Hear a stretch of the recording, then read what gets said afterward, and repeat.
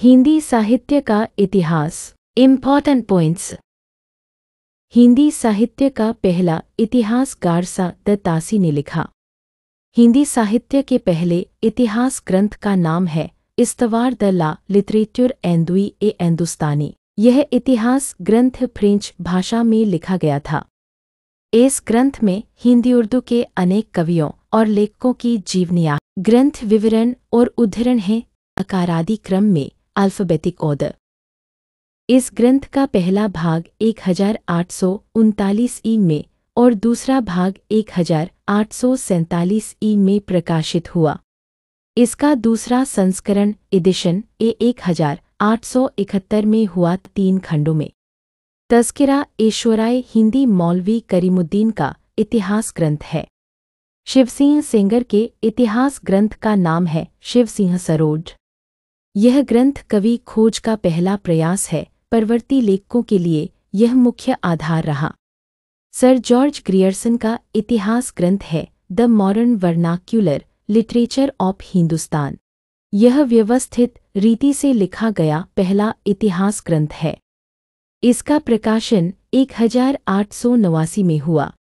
इसमें कालक्रमानुसार कवियों का वर्णन है। शिवसिंह सरोज को आधार माना है। काल विशेष की प्रवृत्तियों को भी स्पष्ट किया है, केवल हिंदी कवियों को लिया गया है। हिंदी साहित्य का काल विभाजन सबसे पहले जॉर्ज ग्रियर्सन ने किया। जॉर्ज ग्रियर्सन ने 11 भागों में काल विभाजन किया है। मिश्रबंधुओं का इतिहास ग्रंथ है मिश्रबंधु विनोद।